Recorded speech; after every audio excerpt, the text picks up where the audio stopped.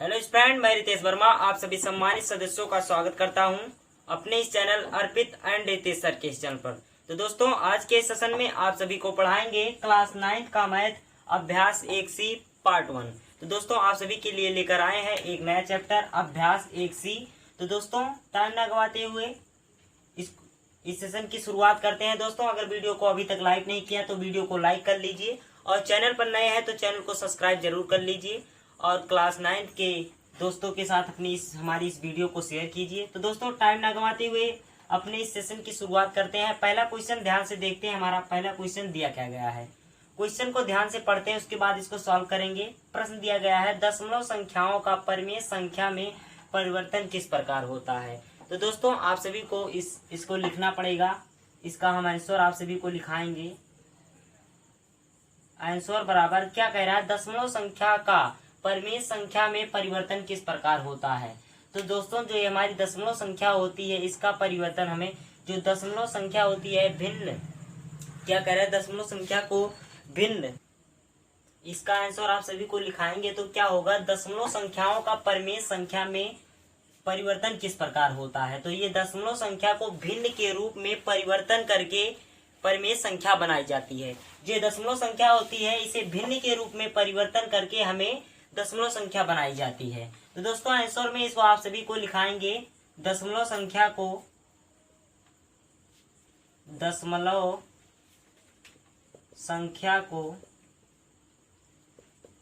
भिन्न के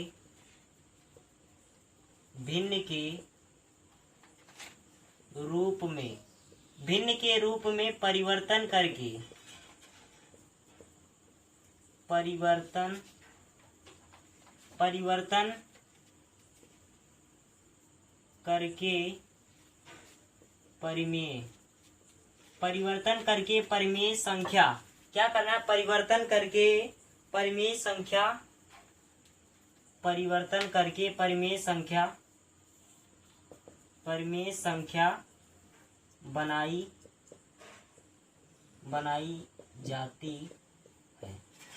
तो दोस्तों, इसको हम आप सभी को समझाते हैं कैसे दिया गया है। पहले क्या कहा, दशमलव संख्या का, यहाँ पर क्या लिखा है, दशमलव संख्याओं का परिमेय संख्या के रूप में परिमेय संख्या परिवर्तन किस प्रकार होता है। तो दोस्तों, यहाँ पर हमने आप सभी को आंसर में क्या लिखाया, दशमलव संख्या को भिन्न के रूप में परिवर्तन करके परिमेय संख्या बनाई जाती है।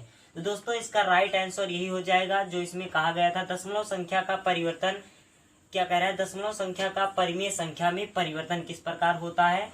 तो दशमलव संख्या का परिमेय संख्या में परिवर्तन इस प्रकार होता है, जैसे कि यहाँ पर हमने आप सभी को लिखा भी दिया। इस सूत्र को आप सभी याद रखेंगे, बहुत ही आसान और बहुत ही सरल है। दशमलव संख्या को भिन्न के रूप में परिवर्तन करके परिमेय संख्या बनाई जाती है, जो कि इसका राइट आंसर है दोस्तों। तो इसको लिख लीजिए आप सभी। तो दोस्तों, हमारा दूसरा क्वेश्चन क्या दिया गया है, क्वेश्चन को ध्यान से पढ़ते हैं। दूसरा क्वेश्चन दिया गया है, परिमेय संख्या का दशमलव प्रकाश किस प्रकार होता है। जो परिमेय संख्याएं होती हैं उनका कह रहा है दशमलव प्रसार किस प्रकार होता है। तो दोस्तों, आंसर में क्या लिखेंगे, बहुत ही आसान और बहुत ही सरल है दोस्तों। परिमेय संख्या का दशमलव प्रसार शांत और क्या कह रहा है, अशांत और अनावर्ती होता है। तो दोस्तों, आंसर में क्या लिखेंगे, बहुत ही आसान और बहुत ही सरल है दोस्तों। क्या कह रहा है, परिमेय संख्या का दशमलव प्रसार किस प्रकार होता है। तो यहाँ पर हम आंसर में क्या लिखेंगे, दशमलव, यहाँ पर लिखेंगे परिमेय संख्या का दशमलव प्रसार, अपरिमेय लिखना है दोस्तों, परिमेय नहीं, अपरिमेय संख्या का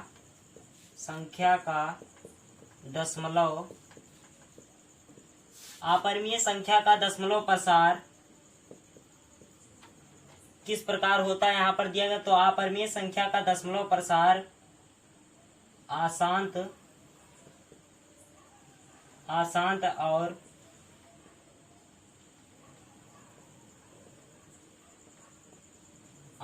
और अनावर्ती होता है। दोस्तों, यही इसका राइट आंसर हो जाएगा। क्या लिखा है हमने आप सभी को, यहाँ पर अपरिमेय संख्या का, यहाँ पर क्या आंसर में क्या लिखा, अपरिमेय संख्या का दशमलव प्रकार शांत यहाँ पर लिखा है शांत और अनावर्ती होता है, जो कि इसमें मेन यही है दोस्तों। पूरा क्वेश्चन वही था, सिर्फ यहाँ पर क्या लिखना था, अशांत और अनावर्ती होता है। तो दोस्तों यही इसका राइट आंसर हो जाएगा। बहुत ही आसान और बहुत ही सरल क्वेश्चन था दोस्तों। अगर इस सवाल में, इन दोनों सवाल में कहीं भी कोई भी डाउट हो तो कमेंट बॉक्स में लिखकर बताइए, हम आप सभी के हर एक डाउट को करेंगे क्लियर। तो दोस्तों इस क्वेश्चन को लिख लीजिए।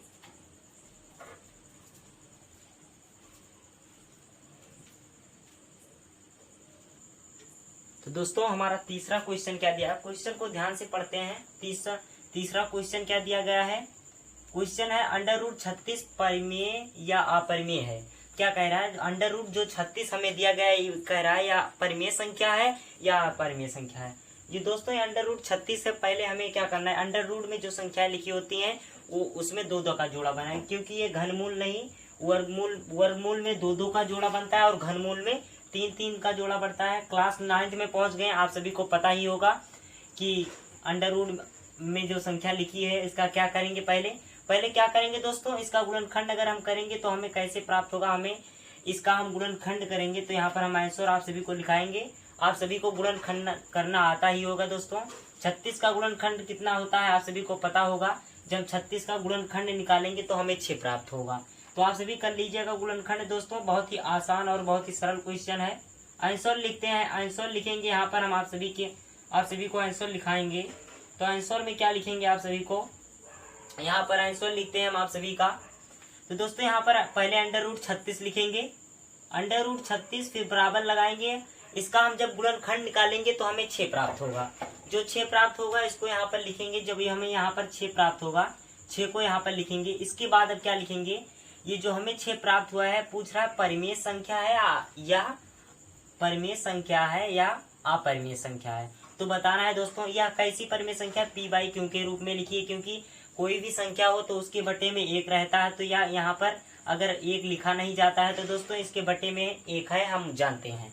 तो यह कौन सी परिमेय संख्या हो जाएगी, यह एक परिमेय संख्या हो जाएगी। आप सभी को पता होगा, देखिए यहाँ पर ये परिमेय संख्या p/q के रूप में लिखी गई हो।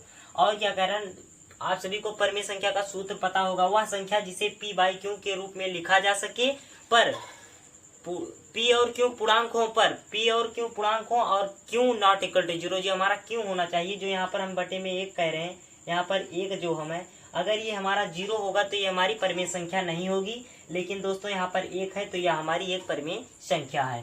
तो यहाँ पर क्या हो जाएगा, इसको हटाएंगे और यह एक हमारी परिमेय संख्या है। तो क्या लिखेंगे, अतः यह एक हमारी परिमेय संख्या है, अतः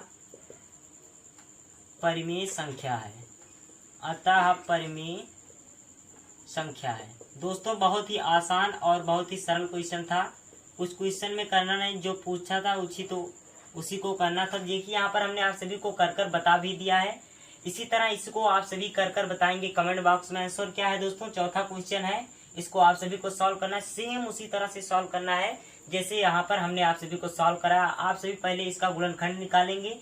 गुणनखंड निकालने के बाद आप सभी इसका बताएंगे यह परिमेय संख्या है या अपरिमेय संख्या है। तो दोस्तों आप सभी को निकाल कर बताना है कि यह है परिमेय संख्या और अपरिमेय संख्या। तो आप सभी के लिए होमवर्क है, आप सभी का कमेंट आना चाहिए।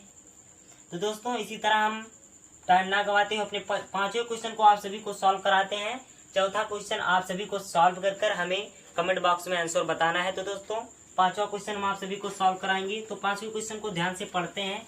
प्रश्न दिया क्या गया है, कह रहा है 3.26, 6 के ऊपर क्या लगा है, बार का चिन्ह। बार का जो चिन्ह होता है, इसका मतलब आप सभी को बता देते हैं। जो ये बार का चिन्ह लगा है, इसका मतलब होता है कोई जो संख्या दी गई हो वही संख्या दोहराती चली जाएगी, उसे हम गिन नहीं सकते। अनंत तक संख्याएं जाएंगी जिस संख्या के ऊपर बार का चिन्ह होगा। तो दोस्तों प्रश्न को फिर से पढ़ते हैं। क्या दिया है, 3.26 के ऊपर बार कैसी संख्या है, या परिमेय है या अपरिमेय। आप सभी को बताना है यह संख्या परिमेय है या अपरिमेय है। तो इसको सॉल्व कराएंगे। तो क्या लिखेंगे, 3.26 के ऊपर बार यह एक कैसी संख्या है। तो दोस्तों यह एक हमारी शांत संख्या। तो दोस्तों यहाँ पर हम क्या लिखेंगे, यह आंसर में क्या लिखेंगे दोस्तों, आंसर बराबर 3 दशमलव, यहाँ पर दशमलव का चिन्ह है, 3.26 6 के ऊपर बार का चिन्ह है दोस्तों, यहाँ पर बार का चिन्ह लगाएंगे। कैसी संख्या है, परिमेय है या अपरिमेय? तो आप सभी को बताएंगे 3.26 यह एक हमारी परिमेय संख्या है, क्योंकि यह शांत दशमलव संख्या है। तो दोस्तों यहाँ पर क्या लिखेंगे, अतः यह परिमेय संख्या है, अतः यह एक परिमेय संख्या है। दोस्तों बहुत ही आसान और बहुत ही सरल क्वेश्चन था। इस क्वेश्चन में कुछ करना नहीं था। ये सभी क्वेश्चन बहुत ही आसान और बहुत ही सरल क्वेश्चन है। आप लोग सोच रहे हैं क्लास 9 में पहुंच गए हैं, तो क्लास 9 का जो मैथ का किताब है वो बहुत कठिन होगा। तो दोस्तों कुछ नहीं कठिन है, आप सभी लगन से पढ़िए और मेहनत कीजिए। आप सभी के लिए कुछ भी टफ नहीं है। तो दोस्तों इस क्वेश्चन को लिख लीजिए। बहुत ही आसान और बहुत ही सरल क्वेश्चन था दोस्तों। अगर दोस्तों इस सवाल में कहीं भी कोई भी डाउट हो तो कमेंट बॉक्स में लिखकर बताइए। तो दोस्तों वीडियो को अभी तक लाइक नहीं किया तो वीडियो को लाइक कर लीजिए, और चैनल पर नए हैं तो चैनल को सब्सक्राइब कर लीजिए। चलते हैं हम अगले क्वेश्चन पर।